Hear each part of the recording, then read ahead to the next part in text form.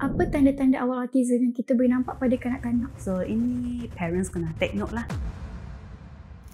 Saya Miss Catherine, saya physiotherapist kat Amaranthine Clinic. Area yang saya cover ialah musculoskeletal macam neck pain, back pain, general pain, neurological macam stroke, women's health sama yang berkaitan dengan perkembangan kanak-kanak termasuk autism. Boleh tak Miss terangkan sikit tentang autism spectrum disorder? So autism ini dia adalah berkaitan dengan perkembangan kanak-kanak. Mereka ada menghadapi masalah berkomunikasi, berinteraksi sosial dan juga tingkah laku lah. Biasanya kanak-kanak ini dia susah nak fokus, dia akan mengulang pergerakan semua.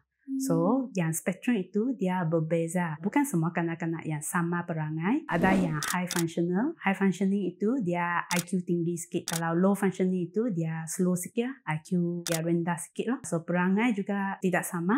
Ada yang hypersensitif, dia sensitif terlalu banyak stimulus, dia tidak dapat tahan. Atau juga yang hypersensitivity, dia tidak ada respon kepada stimulus semua lah. Apa tanda-tanda awal autism yang kita boleh nampak pada kanak-kanak? So ini parents kena take note lah. Yang pertama itu dia tidak akan fokus, tidak ada respon. Biasa kami panggil nama dia macam tak dengar, macam deaf.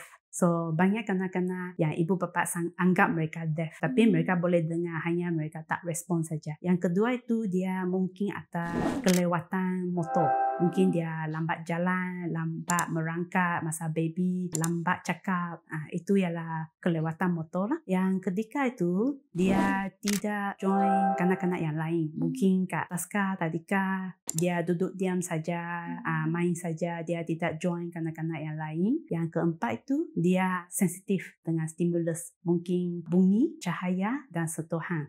Mungkin hypersensitif atau hyposensitif.